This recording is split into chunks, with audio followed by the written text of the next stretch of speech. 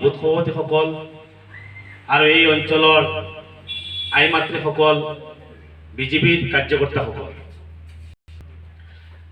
আমাৰ এই যিখন কাৰ্যনিৰ্বাহ সভা জয়নগৰ পঞ্চায়তখন 100% সংখ্যালঘু এলেকা।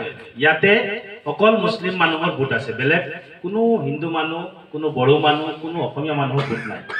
আৰু আমি মণ্ডল সভাপতি, উপসভাপতিক ধন্যবাদ জনাইছো।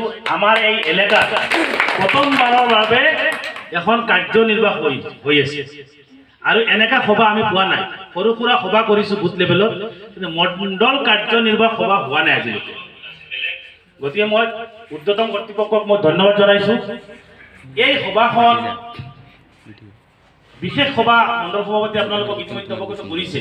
আপোনালোকে জানে আগন্তুক 29 মে'ৰ পৰা 30 জুনলৈকে আমাৰ মহাসম্পৰ্ক অভিযান হ'ব। সেই মহাসম্পৰ্ক অভিযান ইতিমধ্যে আমাৰ ৰাজ্যিক স্তৰত, জিলা স্তৰত হৈছে আৰু এতিয়া আমাৰ মণ্ডল স্তৰত আজিৰ সভাখন হৈ আছে। এই কাৰ্যনিৰ্বাহখন টপিকটো হ'ল মহাসম্পৰ্ক অভিযান।